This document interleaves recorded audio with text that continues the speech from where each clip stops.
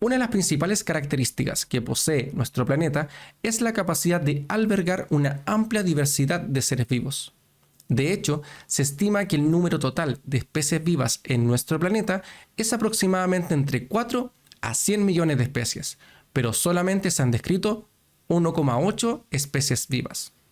Es por eso que surge la necesidad de explicar ¿qué es un ser vivo? ¿Cómo se compone un ser vivo? ¿Y cómo se comporta un ser vivo?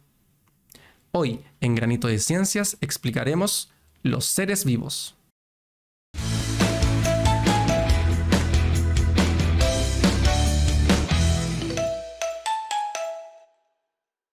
Es importante poder diferenciar las características de los seres vivos de aquellos que no lo son, de aquellos que no son seres vivos. Los seres vivos presentan 5 principales características. Número 1. Todos los seres vivos están formados por pequeñas unidades biológicas denominadas células. Número 2. Tanto las células como organismos completos requieren de materia y energía para llevar a cabo su metabolismo. Los seres vivos se pueden diferenciar dependiendo del mecanismo de alimentación que lleven a cabo. Por un lado, tenemos a los organismos autótrofos, quienes pueden generar su propio alimento, que en términos generales tienden a ser pequeños azúcares. Por otro lado, tenemos a los organismos heterótrofos, quienes obtienen su materia y energía proveniente de otros organismos. Un ejemplo de un organismo autótrofo serán las plantas y un ejemplo de organismos heterótrofos serán los animales como nosotros. Número 3. Esta obtención de materia y energía les permite a los seres vivos realizar diversos procesos relevantes como el crecimiento, el desarrollo y la reproducción. Número 4. Finalmente, todos los seres vivos tienen la capacidad de responder a diferentes estímulos. Esto dependerá del tipo de ser vivo que sea, pues el tipo de respuesta que entregue una planta es muy distinto a la que podría entregar un animal. Los organismos los podremos clasificar en 2 categorías, dependiendo de la cantidad de células que estos poseen. En primer lugar, tenemos a los organismos unicelulares, pues están constituidos solo de una célula. Estos organismos, al ser tan pequeños, se les denomina microorganismos y para poder observarlos con facilidad se requiere de un instrumento llamado microscopio. Un ejemplo concreto serán las bacterias. En segundo lugar, tenemos a los organismos pluricelulares, pues están constituidos por millones de células. Por ejemplo, nuestro cuerpo tiene aproximadamente 100 billones de células. Recordemos que todos los seres vivos están formados por células, ya sea una bacteria, un animal o una planta. Pero, ¿por qué una bacteria es tan diferente en comparación a un animal? Esto se debe al tipo de célula que la conforme. Para explicarlo de mejor manera, debes aprender que no existe solo un tipo de célula, sino que existen 2 grandes clasificaciones de ellas.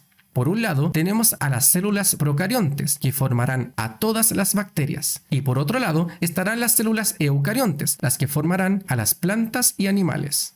La primera clasificación, las células eucariontes, se les considera como las más complejas, ya sea por su gran tamaño y también por su organización interna, pues ahí encontraremos pequeños compartimentos llamados organelos, donde cada uno de ellos cumple una función específica e importante para la célula. Uno de los organelos presentes en las células eucariontes más importantes será el núcleo celular, lugar donde se resguarda el material genético llamado ADN.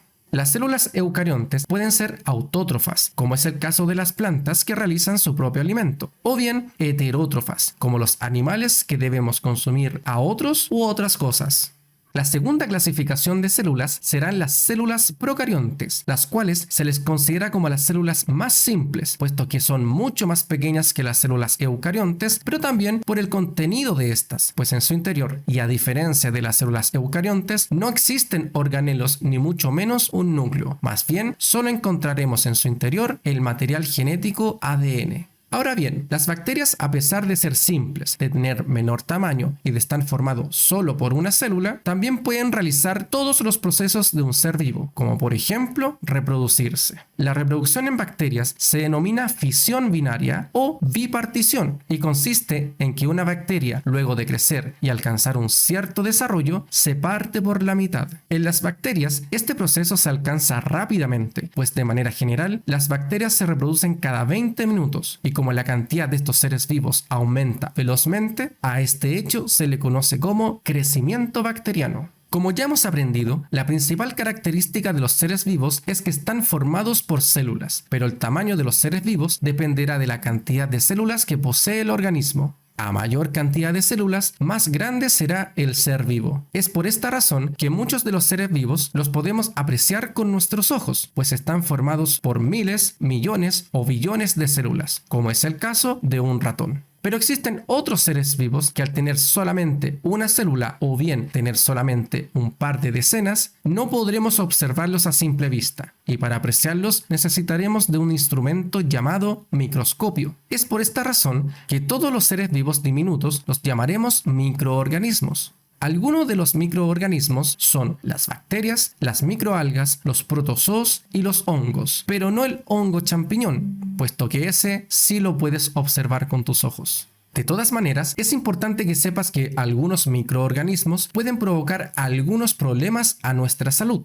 Pero algunas enfermedades comunes, como la gripe, están provocados por algunas estructuras diminutas llamadas virus, pero que a diferencia de las bacterias, los hongos, los protozoos y las microalgas, los virus no son seres vivos, pues no poseen células en su estructura, sino que están formados simplemente por una cápside proteica y ADN viral. A pesar que los virus no son seres vivos, su intención siempre será multiplicarse, y para ello necesita unirse a una célula viva, como cualquiera que tengas en tu interior, o incluso puede infectar a las bacterias. Una vez que el virus alcance a una célula viva, se produce el ciclo lítico del virus, que en el fondo es el proceso por el cual el virus utiliza a esta célula viva para multiplicarse. Pero, ¿cómo lo hace? En pocas palabras, una vez que se une a una célula viva, el virus inyecta su material genético a su hospedero. Este leerá el mensaje escrito en el ADN, el cual se le indica que debe hacer muchas copias del virus y una vez realizadas, deberá morir.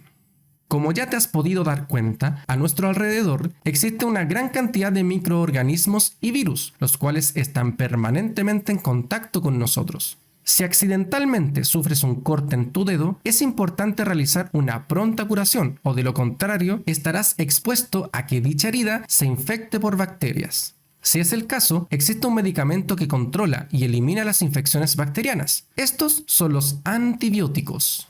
Asimismo, si sufres un resfrío por virus, es importante ingerir antivirales. Y si sufres una afección por hongos, como pasa en las uñas de los pies, se puede controlar mediante el uso de antimicóticos. Obviamente, todo lo anterior es bajo la supervisión de un profesional de la salud. Ya que estamos hablando de medicamentos, uno de los descubrimientos más importantes en la historia reciente fue el descubrimiento de los antibióticos, trabajo realizado por el científico Alexander Fleming, quien gracias a esta investigación se puede salvar actualmente a personas que sufren graves cuadros de infecciones bacterianas y así evitar las muertes por septicemia.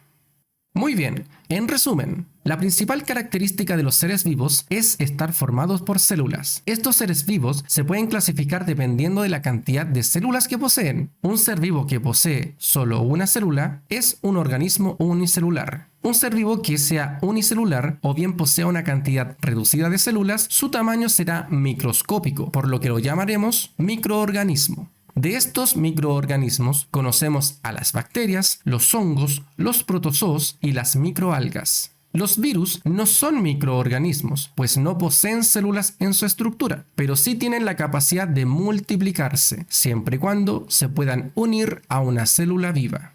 Y así, como vivimos rodeados por diferentes microorganismos y virus, existen diversos medicamentos que nos ayudarán a enfrentar una infección o bien una enfermedad. Uno de los más importantes fue el descubrimiento del antibiótico penicilina por el científico Alexander Fleming.